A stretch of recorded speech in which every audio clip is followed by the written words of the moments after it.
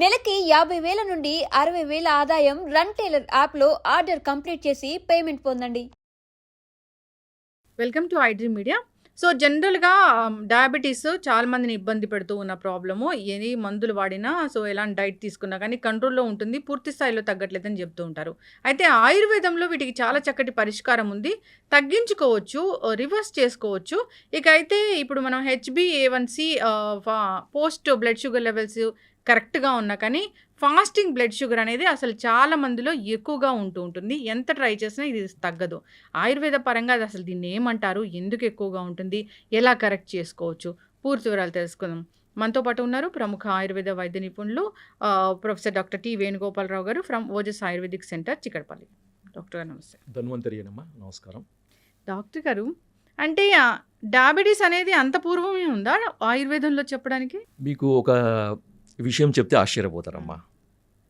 Diabetes ఇప్పుడు వచ్చింది కాదు, ఆయుర్వేదంలో పేరు మారింది. దీనికి పేరు మారింది తప్ప రోగం ఒకటే. ఆయుర్వేదంలో ప్రమేహ రోగం, ముఖ్యంగా మధుమేహం, అంటే 20 రకాల ప్రమేహాలని సరిగా ట్రీట్మెంట్ చేయకపోతే, అంటే సరైన సమయంలో ట్రీట్మెంట్ చేయకపోతే అది మధుమేహం కింద మారుతుందని ఆయుర్వేదంలో చెప్పారు.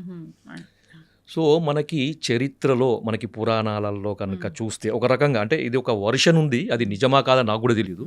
విఘ్నేశ్వరుడు, వినాయకుడు, the first person who detected as obese diabetes. So అందుకనే అతనికి బిల్వపత్రము, తర్వాత బిల్వపత్ర పూజ అనేది చేస్తుంటారు ఎక్కువ. తర్వాత దర్భ, గరిక. సో వీటన్నిట్లలో ప్రమేహాన్ని తగ్గించే గుణాలు ఉన్నాయన్నమాట. తర్వాత వెలగపండు, కపిత్త జంబూ ఫలసార భక్షితం ఉమాసుతం శోక వినాశకరకం అన్నారు కదా. సో ఇక్కడ శోకము అంటే రోగం, అంటే శోకము అంటే మనకు దుఃఖం కాదు, మనకి రోగానికి ఒక పర్యాయ పదము శోకం అన్నమాట. సో ఆ పరంగా చూస్తే కపిత్త జంబూఫల సారభక్షితం, ఈ రెండింటిని ఎక్కువగా ఇష్టపడి తినేవాడు. ఎందుకు? జంబూఫలం అంటే నేరేడు పండు. రీసెంట్గా కూడా, అంటే మనకి దాదాపు ఒక 20 సంవత్సరాల నుండి కూడా సైంటిఫిక్గా మనకి నేరేడు పండు అనేది షుగర్ని తగ్గిస్తుందని చాలామందికి తెలుసు. తర్వాత కపిత్త, వెలగపండు గుజ్జు, తర్వాత వెలగపండు ఆకు రసంలో కూడా షుగర్ని తగ్గించే ఔషధ గుణాలు ఉన్నాయని రీసెంట్ రీసెర్చ్లు చాలా చెప్పినాయి. కానీ వాడుకలో తక్కువగా ఉంది. వాడుకలో ఎక్కువగా ఉన్నది ఏంటిది? జంబూఫలం, అంటే నేరేడు గింజల చూర్ణం అన్నమాట. ముఖ్యంగా ఇది డయాబెటీస్లో షుగర్ లెవెల్స్ ఎక్కువగా ఉండడంతో పాటు అతిమూత్రము అంటారు కదా. సో ఫ్రీక్వెంట్ యూరినేషన్ ఉండి షుగర్ లెవెల్స్ ఎక్కువగా ఉండే వాళ్ళలో నేరేడు గింజల యొక్క పొడి ప్రతిరోజు ఉదయం 1 టీ స్పూన్, మధ్యాహ్నం 1 టీ స్పూన్, రాత్రి 1 టీ స్పూన్, తినకంటే ఒక అర్ధగంట ముందు కనుక తీసుకుంటే అతిమూత్రం చాలా అద్భుతంగా తగ్గుతుంది. ఇది నేను చెప్పింది కాదు, ఇది అనుభవపూర్వకంగా మన పూర్వీకులు చెప్పింది, ప్లస్ మన గ్రంథాల్లో నిక్షిప్తం చేయబడింది. సో అంత అద్భుతమైనది. ఇంకొకటి నేరేడు, నేరేడు యొక్క ఈ గింజల చూర్ణమే కాకుండా దాని పట్ట, దాని యొక్క బెరడు పొడిని కూడా వాడతారన్నమాట కొంతమంది. సో ఆ బెరడు పొడి కూడా ఈ షుగర్ని కంట్రోల్ చేసే యాక్టివిటీ ఉంది. అందుకని ఏంటంటే మనకి చరిత్రలో, మనకి పురాణాలలో ఒబేస్ డయాబెటిక్ మన విఘ్నేశ్వరుడు అనమాట. సో మనకి పురాణాలు, అందుకనే మనకి ఎక్కువగా పూజలో వాడే వింశతి పత్రాలు అంటారు కదా.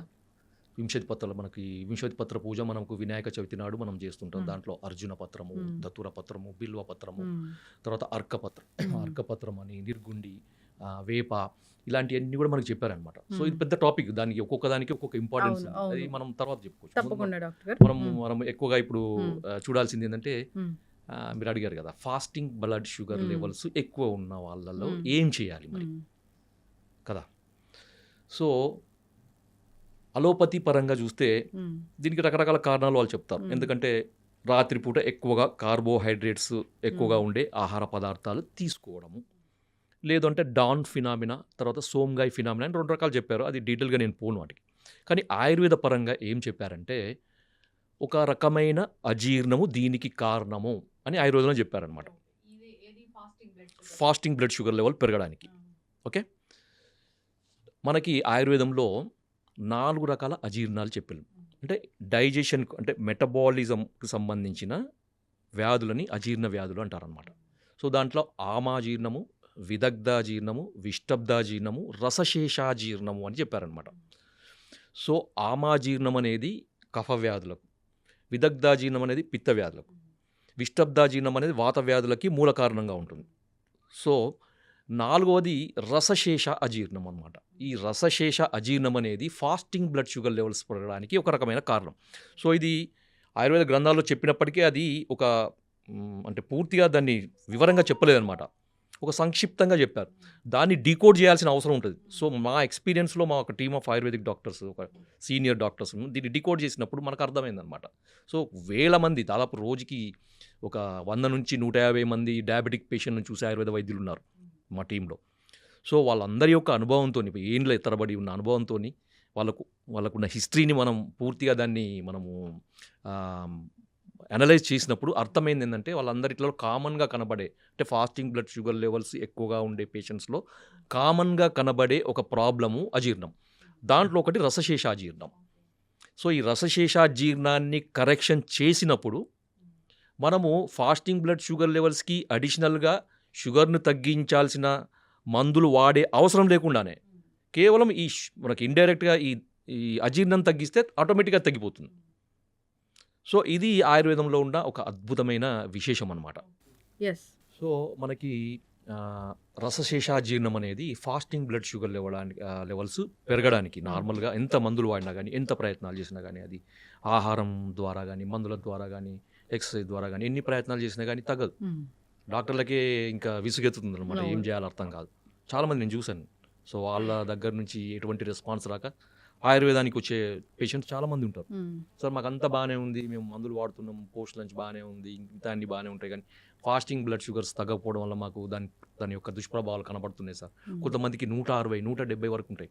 ఎందుకంటే ఫాస్టింగ్ బ్లడ్ షుగర్ లెవెల్స్ 100 వరకు ఉంటే సేఫ్, 125 వరకు ఉంటే మోడరేట్ సేఫ్, 100 ఉంటే పూర్తి సేఫ్, 125 వరకు ఉంటే ఇంకా మోడరేట్ సేఫ్ అనమాట. అది దాటిందంటే ఏంటంటే ఇంకా సేఫ్లో ఉన్నట్టు కాదు. మనం పోస్ట్ లంచ్ ఎంత నార్మల్ ఉన్నప్పటికీ మనకి ఫాస్టింగ్ కూడా అంతే నార్మల్ ఉండాలన్నమాట. కొంతమందికి 170, 180, 200 ఉండే వాళ్ళని కూడా చూసాం. అలాంటి వాళ్ళకి ఈ అజీర్ణానికి ఇచ్చే ట్రీట్మెంట్ వల్ల మనకి అద్భుతమైన ఫలితాలు. సో సార్ మరి మీరు ఇవన్నీ చెప్తున్నారు కదా, మరి మాకు టిప్పు చెప్పరేం సార్, ఇంతసేపు మాకు ఊరిస్తున్నారు, వెయిట్ చేస్తున్నారు కదా. అంటే ఏం లేదమ్మా, దీనికి ఏం చేయండి అంటే దీన్ని పెప్పర్ మిల్క్ అంటారు. పెప్పర్ మిల్క్ మీకు ఈజీ అర్థం కావడానికి మిరియాల పాలు. అరే మిరియాల పాలా సార్, ఏంటి మీరు అది ఏం చెప్తున్నారు సార్, ఏంటిది? అందరికీ తెలుసు మిరియాల పాలు అంటే పాలలో మిరియాలు వేసుకుని తాగడం, మిరియాల పొడి వేసుకుని తాగడం సార్. కానీ దానికి ఒక పద్ధతి ఉంటుంది కదా.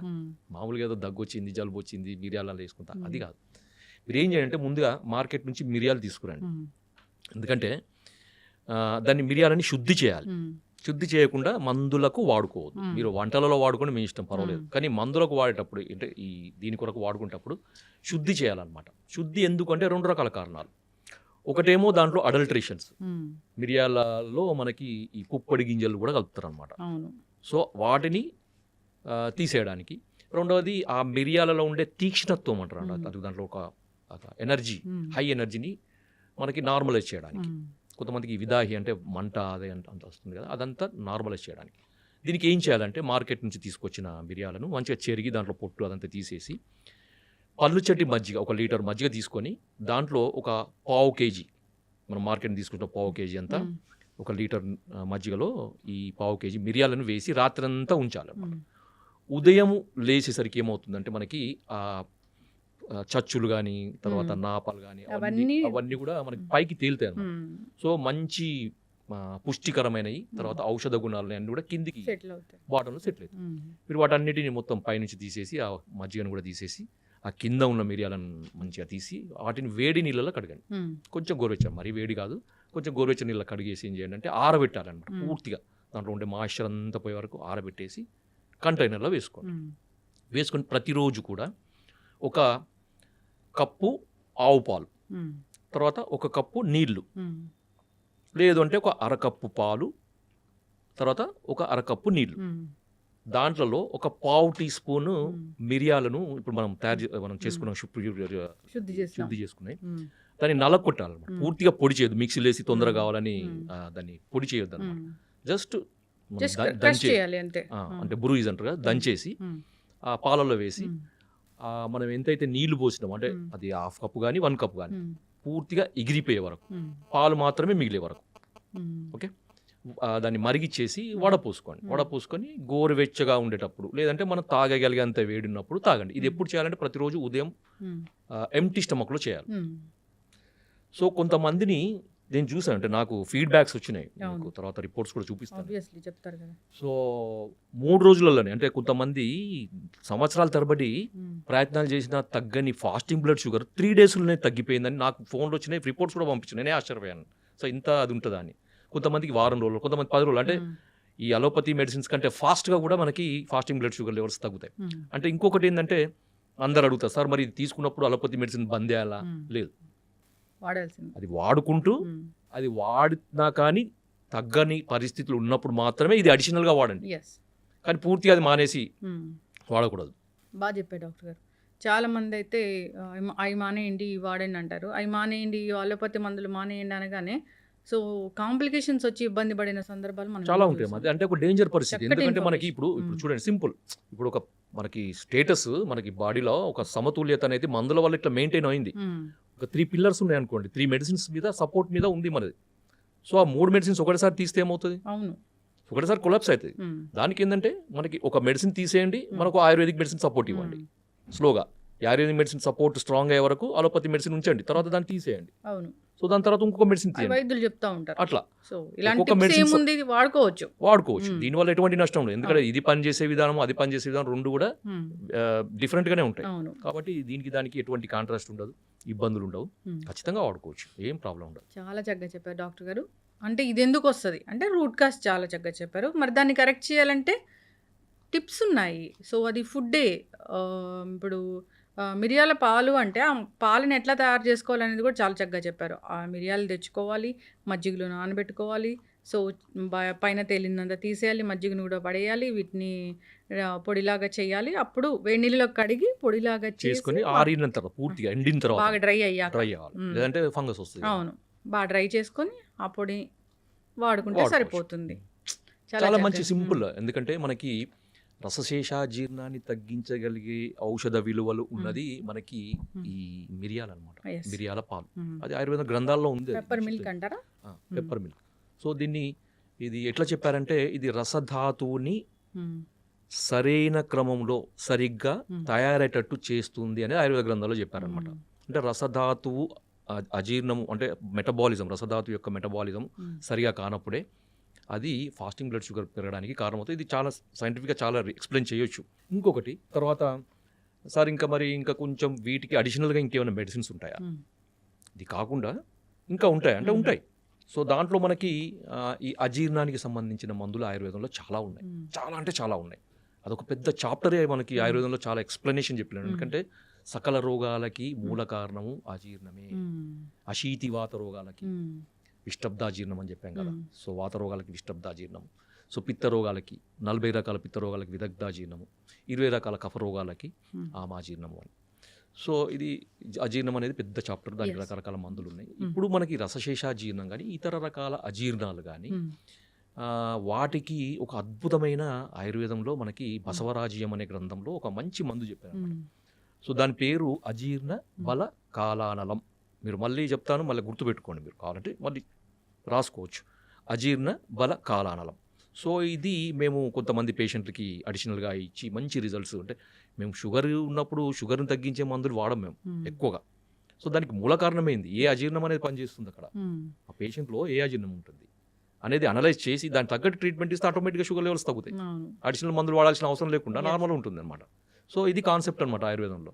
అంతే తప్ప షుగర్ పెరిగింది, షుగర్ తగ్గించే మందులు వాడండి, ఇది ఎప్పుడు లైఫ్ లాంగ్ ఇట్లా ఉంటుంది. ఈ షుగర్ తగ్గడానికి ఆయుర్వేద మందులు ఎందుకు, అలోపతి మందులు కూడా ఉన్నాయి కదా, Yes. ఇన్సులిన్ కూడా ఉంది కదా.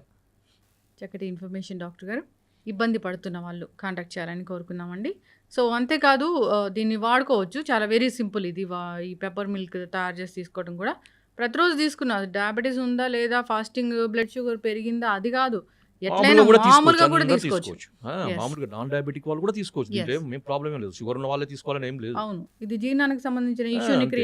Clear చేస్తుంది. క్లియర్ చేస్తుంది కాబట్టి చక్కటి ఇన్ఫర్మేషన్ అండి. ధన్యవాదాలు డాక్టర్ గారు. ధన్యవాదాలు. జై ధన్వంతరి.